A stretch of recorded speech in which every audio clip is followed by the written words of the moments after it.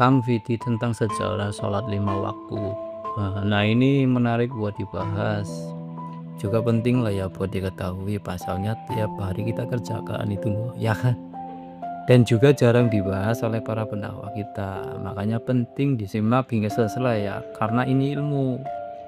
Jadi kalau bahas sholat 5 waktu itu ya tentu semua punya nilai sejarahnya itu loh. Jadi nggak tiba-tiba aja gitu langsung dikasih sholat 5 waktu itu enggak, melainkan ada iktibar lah ya atau referensi adanya gerakan-gerakan yang dilakukan oleh para nabi sebelumnya itu.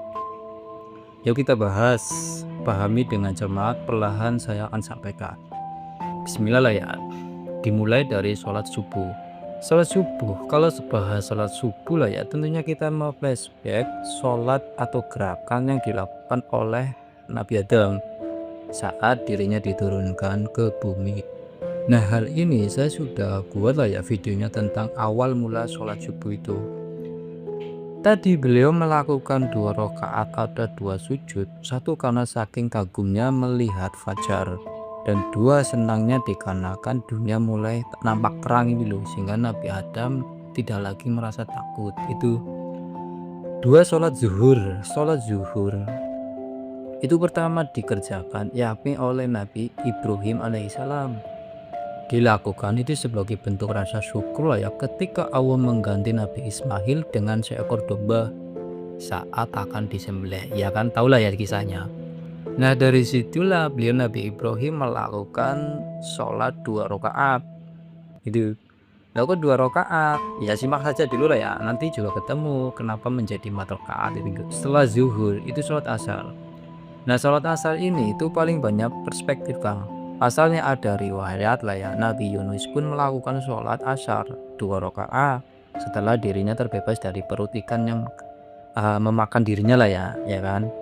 Terus diwajibkannya Nabi Sulaiman buat sholat asar sama 2 rakaat. Begitupun baginda Nabi, ia dapat perintah melalui malaikat Jibril itu dulu.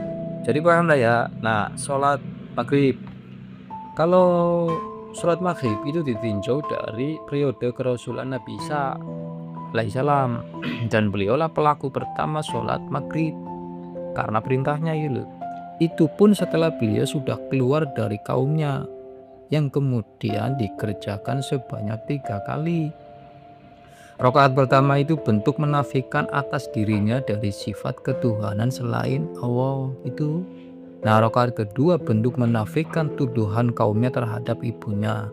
Sedang rakaat ketiga itu bentuk menetapkan penghormatan dan penyembahan semata-mata hanya kepada Allah Subhanahu wa taala. Itu sholat maghrib. Nah, sedang sholat isya itu pertama kali dilakukan oleh Nabi Musa alaihissalam sebanyak 4 rakaat, yakni saat beliau dalam perjalanan ya keluar dari Madian setelah diusir Fir'aun.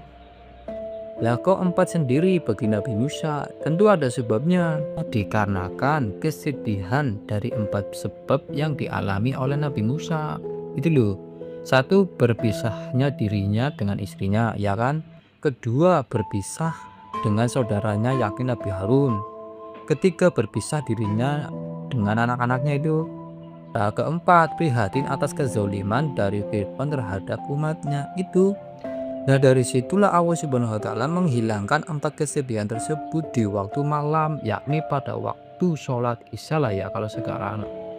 Nah, dengan kesedihan yang Allah hilangkan dari keempat hal tadi, sehingga Nabi Musa itu melakukan gerakan sujud lah ya, yakni sebanyak 4 kali. Ya seperti sholat itulah, tapi enggak semirip yang kita kerjakan. Itu enggak gitu loh. Dilakukan sebagai bentuk rasa syukur dari dirinya lah ya, karena tadi hilangnya kesedihan yang dirasa itu.